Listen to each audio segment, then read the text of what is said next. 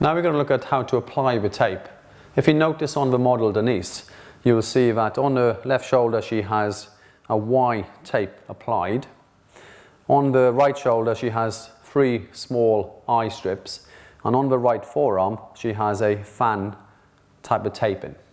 So I'm going to teach you how to actually apply the tape on the left forearm.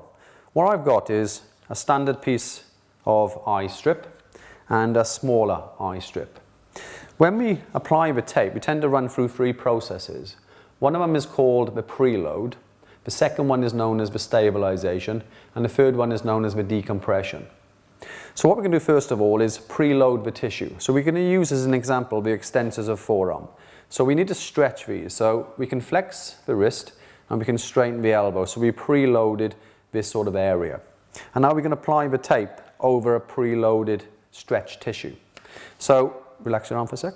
So when we rip the tape, it's not about finding the ends and peeling it back. We literally turn it over to the first square and peel that back so it'll break, and peel that part of the tape off.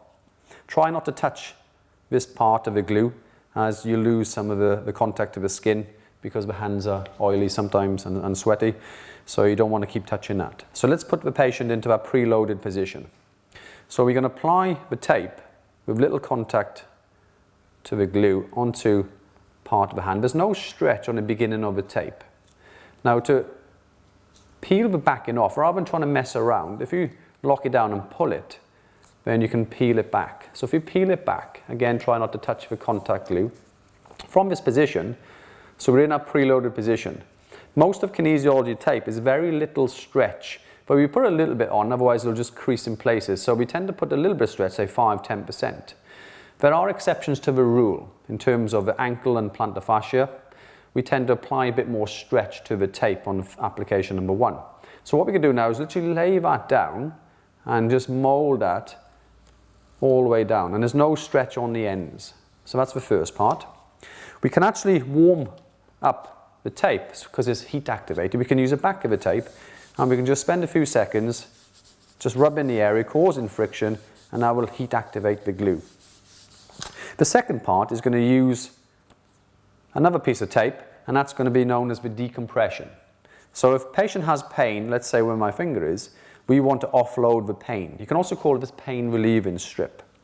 When we split the tape this time, rather than splitting from the ends, we can just rip the center and peel it back, and again try not to touch the glue. Hold one end and hold the other end like a plaster.